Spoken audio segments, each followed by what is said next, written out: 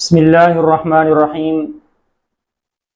ذوالحجہ کا مہینہ شروع ہوتے ہی حکم یہ ہے، حدیث پاک میں آتا ہے کہ جس آدمی نے قربانی کا حصہ رکھنا ہو اس کے لیے مسئلہ یہ ہے کہ وہ قربانی کرنے تک ان 10 دنوں میں نہ اپنے بال کاٹے نہ اپنے ناخن کاٹے۔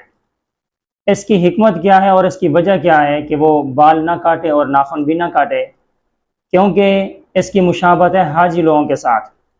حاجی لوگ جب حج کرتے ہیں احرام باندھ لیتے ہیں، احرام باندھنے کے بعد وہ بال بھی نہیں کاٹ سکتے اور ناخن بھی نہیں کاٹ سکتے، جوں بھی نہیں مار سکتے اور اپنے بدن پر خارش وغیرہ بھی نہیں کر سکتے، سلا ہوا کپڑا بھی نہیں پہن سکتے۔ تو غیر حاجی کے لیے حکم یہ ہے کہ وہ حاجی لوگوں کی مشابہت اختیار کرتے ہوئے اپنے بال بھی نہ کاٹے اور ناخن بھی نہ کاٹے۔ اس کو حاجیوں کے ساتھ مشابہت اختیار کرنے کی وجہ سے اللہ تبارک و تعالی فضیلت عطا فرمائیں گے اور ثواب عطا فرمائیں گے۔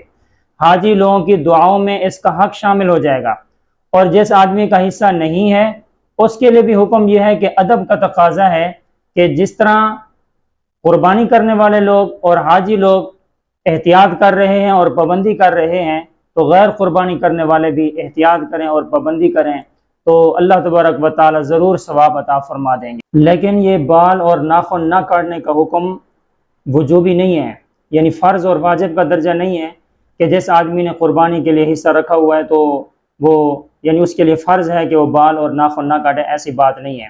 اگر کسی آدمی کے 40 دن گزر گئے ہیں اور اس نے اپنے ناخن بھی نہیں کاٹے اور اپنے بال بھی نہیں کاٹے، اس کے لیے حکم یہ ہے کہ وہ ان ایام میں اپنے بال بھی کاٹ سکتا ہے اور ناخن بھی کاٹ سکتا ہے۔ اگر نہیں کاٹے گا، 40 دن سے زیادہ گزر گئے ہیں، اس حالت میں اگر اس کی موت آ گئی تو وہ گناہگار حالت میں مرے گا، اور اس حالت میں ان 10 دنوں میں اس کے لیے واجب ہے اور فرض ہے کہ وہ اپنے ناخن بھی کاٹے اور بال بھی کاٹے۔ اور اگر 40 دن سے کم ہوئے ہیں تو پھر مستحب درجے کے اوپر عمل کر لے کہ بال بھی نہ کاٹے اور ناخن بھی نہ کاٹے۔ وآخر دعوانا الحمدللہ رب العالمین۔